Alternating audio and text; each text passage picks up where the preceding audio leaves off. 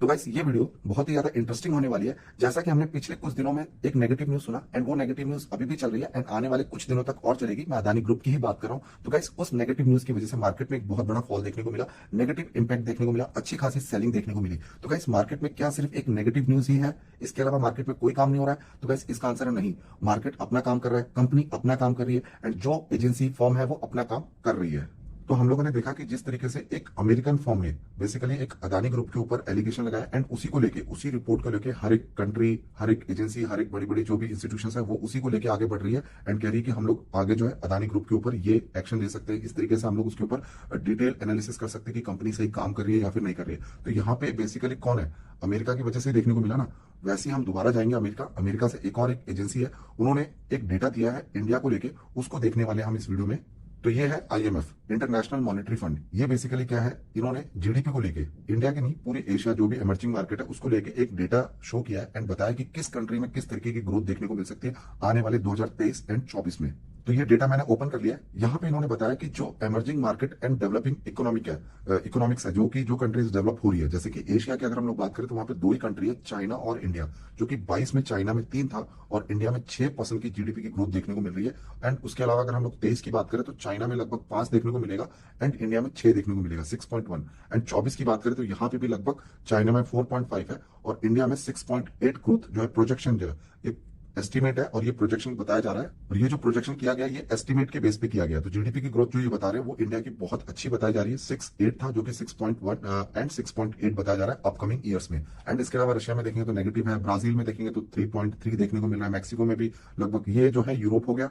And middle east में भी लगभग, मिडिल ईस्ट में 22 में, सऊदी में बताया जा रहा है, सऊदी का लगभग 22 में 8 देखने को मिल रहा है, लेकिन 23 में 2.6 एंड 24 में 3.4 देखने को मिल रहा है। तो यहाँ पे इस डेटा के अकॉर्डिंग एक चीज तो आपको समझ आ रही होगी कि ये भी एक अमेरिकन ही एजेंसी है एंड उसने इंडिया का जो प्रोजेक्शन है वो बहुत अच्छा बताया अपकमिंग ईयर्स में। और इसी वजह से आप लोगों ने देखा होगा मार्केट में बहुत अच्छी रैली देखने को मिली है। पता है क्यों? देखिए हर एक चीज एक ही चीज पे डिपेंड नहीं होती है। अदानी ग्रुप का केस चल रहा है, ठीक है चलने दो। अभी मार्केट में कंपनी है, मार्केट है, सारा अपना काम कर रहे हैं ना, सब अपना काम करने में लगे हुए हैं। तो मेरे अकॉर्डिंग आप लोगों को इस जीडीपी से रिलेटेड कुछ ऐसे सॉलिड कंपनी बताने वाला हूं, उनको आप हेडार पे रख सकते हो, स्टडी कर सकते हो, उसके बाद एक्शन ले सकते हो। तो सबसे पहले मैं ऑटो इंडस्ट्री के बारे में बात करूंगा। अब इसको लेके क्यों मैं बोल रहा हूँ, क्योंकि इसको लेके भी एक रिपोर्ट सामने निकल के आई है। आप लोगों ने देख लिया होगा 10 जनवरी को एक रिपोर्ट सामने निकल के आई थी जिसमें बताया गया था कि India has reportedly become the world third largest automotive maker market for the first time.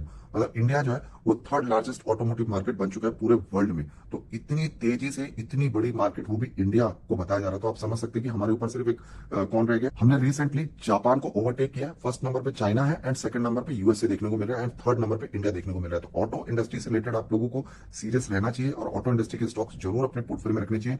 ये नहीं कि जाके मैं अभी जाके मारुति बाय कर लूँ या फिर टाटा मोटर बाय कर लूँ या अशोक लेलैंड बाय कर लूँ या फिर महिंद्रा एंड महिंद्रा। अगर आप इस कंपनी के पुराने शेयर होल्डर्स हैं, ओके गो फॉर इट। लेकिन अगर आप अभी स्टॉक मार्केट में आए 1 साल, 1.5 साल, 2 साल हुआ है, तो आप लोग कंपोनेंट वाली कंपनी को जरूर रडार पे रखिए, क्योंकि बिजनेस इसी का है, पैसा यही कंपनी बनाएंगी।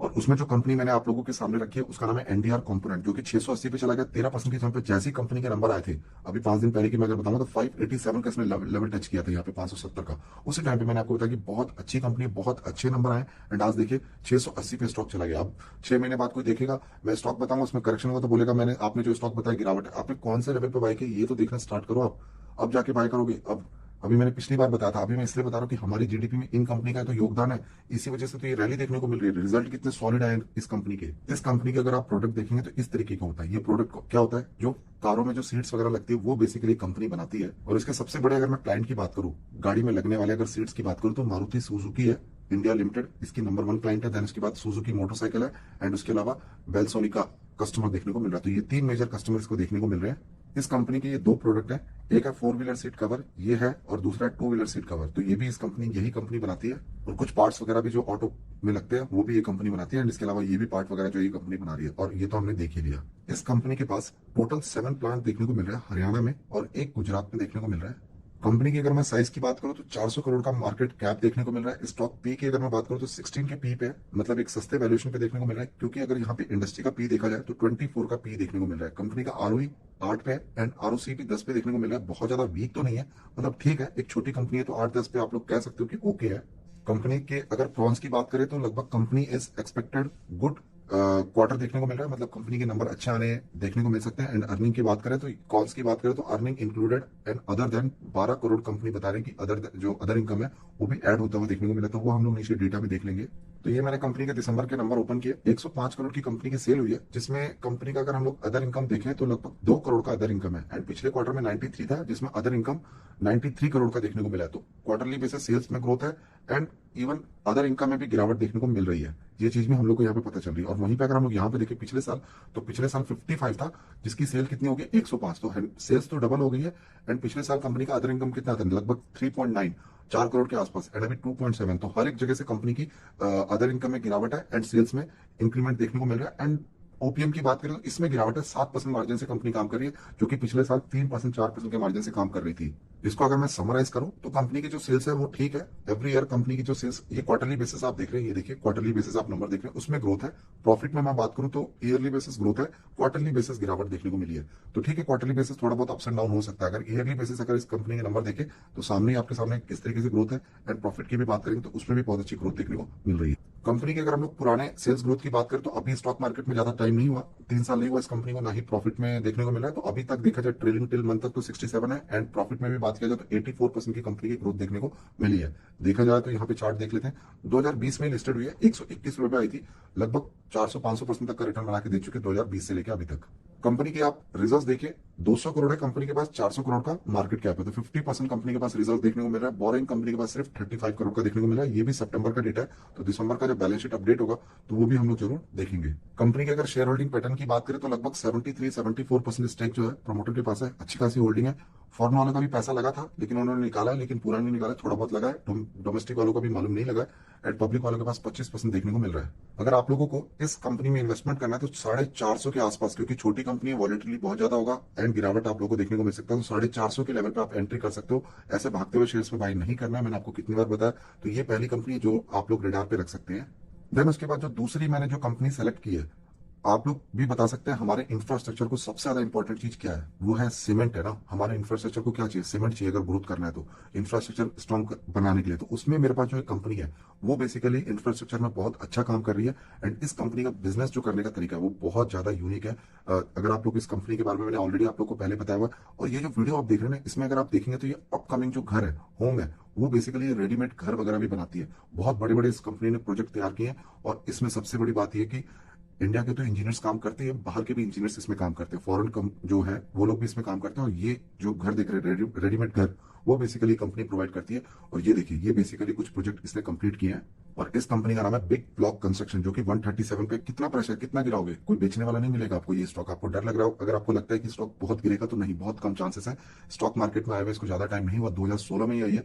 बहुत तेजी से इसमें ग्रोथ, मतलब ग्रोथ की उम्मीद लगाई जा रही है, क्योंकि इसका बिजनेस ही कुछ इस तरीके का देखने को मिला। ये आप देख सकते हैं, ये कुछ प्रोजेक्ट कंपनी ने कंप्लीट किया है। ये कुछ रेजिडेंस होम जो है वो कंपनी ने कुछ कंप्लीट किया है, ये भी इसी कंपनी ने किया हुआ है। प्लस ये कुछ बिल्डिंग्स है, यहाँ पे भी इस कंपनी का ही काम होते हुए देखने को मिला। कुछ बड़े बड़े विलास जो होते हैं वो भी इस कंपनी ने कंप्लीट किया है। तो इस कंपनी का जो प्रोडक्ट है वो आप देखेंगे, ये बेसिकली आप देखेंगे सीमेंट के जो ब्लॉक्स वगैरह वो ये कंपनी बनाती है। अभी ये कंपनी जो है इंडिया में अहमदाबाद, मतलब गुजरात में देखने को मिल रही है, मुंबई में इसका प्रेजेंस देखने को मिल रहा है। 75,000 इन्होंने नियर अबाउट कैपेक्स में प्लान किया। इंडिया की लार्जेस्ट कंपनी बन चुकी है ये, बहुत ही छोटी साइज में है, लेकिन इकलौती कंपनी जो कि इस तरीके की फील्ड में काम कर रही है। और इसी वजह से इस कंपनी में बड़े बड़े क्लाइंट्स इसमें पैसा लगाते हैं, मतलब इससे माल वगैरह लेना पसंद करते हैं। आप देख सकते हैं, रेजिडेंशियल हो गया, कमर्शियल हो गया, हॉस्पिटैलिटी हो गया, इस तरीके की, जैसे एल&टी है, एसीसी है, अंबुजा है, ये सब जो है ये इसके क्लाइंट हैं। इसके अलावा लोधा बिल्डर्स आप देख सकते हैं, पिरामिड, ये कुछ बिल्डर्स हैं जो रियल एस्टेट के बिल्डिंग्स वगैरह बनाते हैं। ओबरॉय रियलिटी, तो जितने भी बड़े प्रेस्टीज आप देखेंगे तो ये सब जो है इसी के क्लाइंट देखने को मिल रहे हैं। और अभी इस कंपनी का जो मार्केट साइज है वो 988 करोड़ का, स्टॉक 30 पे देखने को मिल रहा है। 30 के पी पे, इंडस्ट्री के पी से थोड़ा महंगा है, लेकिन ठीक है, मैं आपको भी लेवल बता दूंगा अगर आपको एंटर करना होगा तो।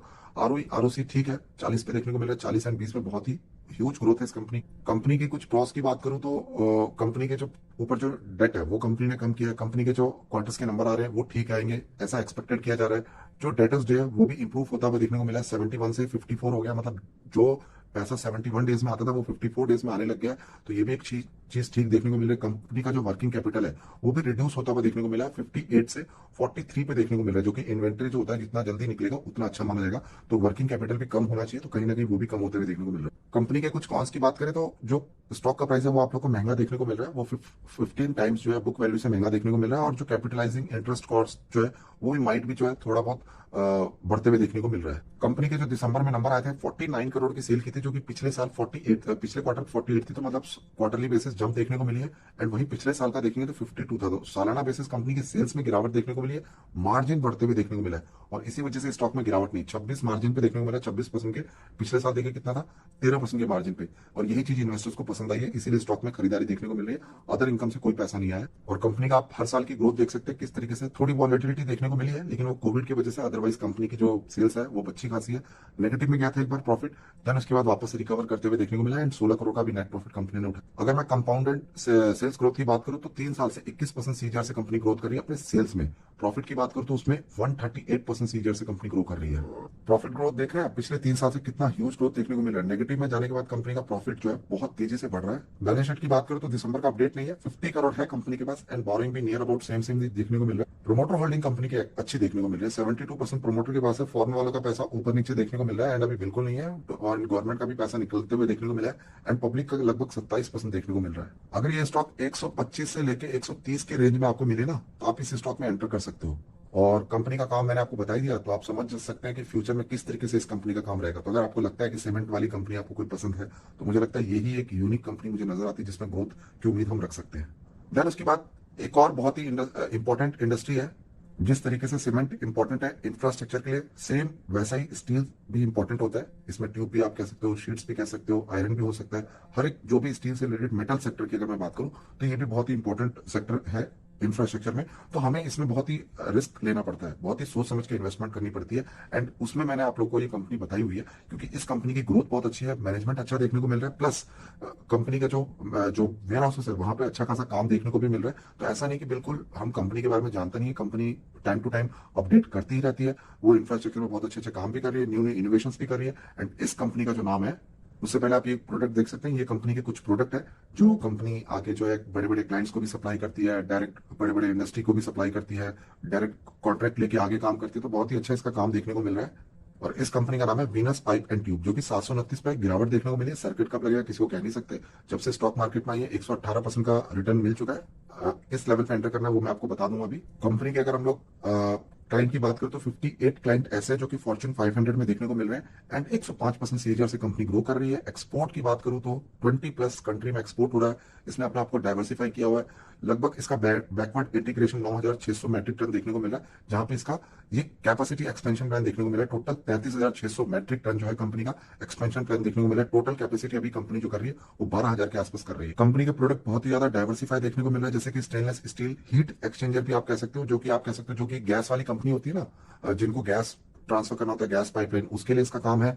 स्टेनलेस स्टील हाइड्रोलिक आप कह सकते हो, ट्यूब्स वगैरह वहां पे भी है। स्टेनलेस स्टील सीमलेस पाइप हो गया, वाइट वेल्डेड पाइप हो गया, और स्टील बॉक्सेस से रिलेटेड पाइप वगैरह बना रही है। इंडस्ट्री की बात करें तो केमिकल है, pharma, paper, oil and gas, engineering, fertiliser, food processing, काफी बड़ी बड़ी इंडस्ट्री है जो इससे सामान ले रही है। कंपनी का आप ये प्लांट की इमेज देख सकते हैं, और ये हमने वीडियो में ऑलरेडी देख लिया था। कंपनी ने क्या बताया यहाँ पे देखिए, कंपनी के पास एक एडवांटेज है, strategically located manufacturing facilities as धांधी, जो कि कंपनी को क्या करता है, कामका and Mundra port enabling import and export के लिए उसको कंपनी को फायदा मिलता है। तो ये कंपनी का कुछ एडवांटेज है जिस लोकेशन पे कंपनी का प्रेजेंस देखने को मिल रहा है। कंपनी का जो काम है वो एक टेस्ट क्वालिटी टेस्ट से गुजरता है, जो कि इस तरीके से आप कह सकते हैं हार्डनेस टेस्ट हो गया, आईसीजी टेस्ट हो गया, रिवर्स बैंडेड टेस्ट हो गया, इस तरीके के टेस्ट वगैरह से गुजरना पड़ता है। कंपनी ये सारे टेस्ट क्वालिटी टेस्ट करने के बाद ही अपने माल को आगे सप्लाई करती है। और इसी वजह से इस कंपनी के पास बड़े बड़े क्लाइंट डिपेंडेंट देखने को मिल रहे हैं। आरती इंडस्ट्री के रिटर्न नहीं मिल रहे हैं, लेकिन आरती इंडस्ट्रीज का क्लाइंट देखने को मिल रहा है। भेल है, नवीन फ्लोरिन है, अदानी है, अमूल है, गोदरेज, एलएनटी, वोल्टास, ये देख सकते हैं, टूरेंट पावर, टाटा, इसरो, बड़ी बड़ी क्लाइंट्स देखने को मिल रहे हैं। बाकी हमने इसका प्रेजेंस देख ही लिया था, पूरे वर्ल्ड में देखने को मिल ही रहा है। नियर अबाउट यूके, जैसे आप टॉप कंट्री की बात करें, UK, France, south Africa, UAE, Italy, Poland, Oman, Sri Lanka से देखने को मिल रहा है। अभी कंपनी का जो मार्केट साइज है लगभग 1400 करोड़ का देखने को मिला है। स्टॉक 40 के पी पे थोड़ा महंगा है, और आरओई आरओसी देखोगे तो वो भी बहुत अच्छा है। इंडस्ट्री का पी लगभग 16 का है, तो बहुत डबल पे ट्रेड कर रहा है। लेकिन मार्केट इसको एक्सेप्ट कर रहा है कि ठीक है ये महंगा स्टॉक ट्रेड कर सकता है, क्योंकि इसमें काफी लंबे समय से गिरावट भी देखने को नहीं मिली है। ऊपर से इसलिए गिरावट देखने को नहीं मिलेगी क्योंकि कंपनी की जो सेल्स है वो हर एक टाइम को ब्रेक कर रही है। 136 से 126 था, जो कि 136 हो गया है, और पिछले साल 106 था। ऑपरेटिंग प्रॉफिट मार्जिन भी अच्छी खासी ग्रोथ है, अदर इनकम से कोई पैसा नहीं है, एक्सपेंस भी अंडर कंट्रोल देखने को मिल रहा है, एंड प्रॉफिट भी देख सकते हो 11 करोड़ पिछले क्वार्टर, 9-10 करोड़ पिछले साल, 10-8। तो हर जगह से कंपनी की ग्रोथ ही देखने को मिली है। प्लस कंपनी का अगर सालाना बेसिस देखोगे तो वहां पे भी ग्रोथ है, प्रॉफिट में भी देखोगे तो उसमें भी ग्रोथ है। तो आप देख सकते हैं किस तरीके की ग्रोथ है। प्लस कंपनी की अगर हम लोग कंपाउंडेड सेल्स की बात करें तो लगभग 40-50% की कंपनी की ग्रोथ देखने को मिल रही है। सीजीआर की बात करें, सेल्स ग्रोथ पिछले 3 साल से। प्रॉफिट की बात करें तो 104, जो जैसा कंपनी ने बोला वैसे यहाँ पे देखने को मिल रहा था। ह्यूज ग्रोथ है कंपनी की हर एक जगह से। कंपनी की प्रॉस की बात करें तो कंपनी का जो नंबर है वो अच्छा आएगा, ऐसा इनका मानना है। ठीक है, वो अच्छा आया भी है। और आरओई एंड आरओसी की बात करें तो वो भी बताया जा रहा है कि बहुत ज्यादा कंपनी का रिकॉर्डेड ट्रैक रिकॉर्ड बहुत अच्छा देखने को मिला है। 47% आरओई कंपनी का देखने को मिला है, जो कि अच्छी बात है। कॉन्स की बात करें तो कंपनी में कॉन्स देखने को मिल रहा है, जो कि कंपनी का जो वर्किंग कैपिटल है वो इंक्रीज होता हुआ देखने को मिला था। 94 से 150 हो गया, और इतने डे का वर्किंग कैपिटल रहेगा तो ये थोड़ा रिस्क फैक्टर है। मतलब स्टॉक जो है कंपनी के पास ज्यादा दिन तक पड़ा रहता है, वो काफी सारे रीजन होते हैं। अगर पैसा जितना डिले होगा उतनी जल्दी कंपनी सप्लाई नहीं करेगी, तो ये रीजन है। बट ठीक है, ये कम होना चाहिए, तो आगे हम लोग देखेंगे। अभी तो कंपनी के नंबर में ग्रोथ देखने को मिल रही है। एंड सबसे बड़ी बात पता है कि इसके स्टॉक खराब नहीं होंगे, स्टील है, बना के रख दिया, ठीक है, आने वाले टाइम पे कभी ना कभी तो वो जाएगा ही जाएगा। तो ये बढ़ रहा है, फिर भी एक थोड़ा रिस्क फैक्टर तो देखने को मिल ही रहा है। बैलेंस शीट की बात करो तो 278 करोड़ है कंपनी के पास, बोरिंग लगभग 50 करोड़ का है, तो ठीक है। यहाँ पे भी कंपनी की अगर हम लोग प्रमोटर होल्डिंग बात करें तो 48 है। फॉरेन वालों के पास लगभग 5% है, ह्यूज मतलब होल्डिंग बढ़ाई है। एंड इनके पास भी होल्डिंग बढ़ते हुए देखने को मिली है। एंड पब्लिक के पास 37 है। अगर ये स्टॉक आप लोगों को 660 के आसपास मिलेगा तो एंट्री कर सकते हो, और दूसरा इसका 570 के आसपास अगर ये मिला गिरने के बाद तो उस लेवल पे एंटर कर सकते हो। अभी हाई पे ट्रेंड कर रहा है, और काफी लंबे समय से एक ही कंसोलिडेशन फेज पे देखने को मिल रहा है। देखेंगे तो ये करीब 22 में इसने करीब 750 का लेवल टच किया था, अभी तक उसी लेवल पर ट्रेड कर रहा है। मुझे कुछ लोगों ने कहा कि आप अभी छोटी कंपनी नहीं बता रहे हो, तो गाइस देखिए क्या होता है कि जब मैं छोटी कंपनी बताता हूँ तो अच्छी तो सबको लगती है, लेकिन उसमें रिस्क फैक्टर बहुत ज्यादा होता है। एंड कहीं ना कहीं कुछ स्टॉक्स में लॉस भी हो रहा है। तो मेरा ये मानना है, देखिए इन्वेस्टर को सेव करना एक फर्स्ट प्रायोरिटी होनी चाहिए। देखिए आप रिस्क ले सकते हैं, क्योंकि इन्वेस्टर हर एक तरह के इन्वेस्टर्स आते हैं। किसी को रिस्क लेना पसंद है तो वो जाता है, वो बिंदास होकर इसमें इन्वेस्टमेंट करता है। तो मैं आप लोग को जो नेक्स्ट वीडियो होगा ना, उसमें कुछ छोटी कंपनी में आपको केमिकल कंपनी बताने वाला हूँ, बहुत ही स्ट्रांग कंपनी बताऊंगा, जो आप रेडार पे रख सकते हो। अगर आप लोग को सच में पैसा बनाना है, कम टाइम में पैसा बनाना है, स्मार्ट तरीके से पैसा बनाना है, डरने की बात नहीं है। देखिए कंपनी में अभी गिरावट देखने को मिल रही है, एंड वो सबसे बॉटम पे चला गया गिरते गिरते। आप लोग को मैं बार बार बोलता हूँ, स्टॉक की जो गिरावट होती है ना, वो गिरते गिरते बॉटम तक ही तो जाएगा, वो थोड़ी वहां से नीचे जीरो हो जाएगा। कौन सी कंपनी, देखिए अब रिलायंस पावर में जाके लगाओगे पैसा तो उसकी बात नहीं है, उसके नंबर्स भी ऐसे नेगेटिव गए थे। लेकिन जिस कंपनी के बारे में बता रहा हूँ उसमें year on year basis growth है, उसके बावजूद उसमें जो है शॉर्ट टर्म की वजह से बॉटम पे चला गया स्टॉक। तो मुझे लगता है हम लोगों को ऐसी कंपनी को जरूर रडार पे रखना चाहिए अगर हम लोग को पैसा बनाना है तो नेक्स्ट वीडियो में आप लोगों को कुछ जबरदस्त केमिकल कंपनी बताने वाला हूं। तो मिलते हैं नेक्स्ट वीडियो में। वीडियो अच्छी लगी तो लाइक, और पहली बार आए हो तो सब्सक्राइब कर लीजिए। मिलते हैं नेक्स्ट वीडियो में, तब तक के लिए बाय बाय दोस्तों।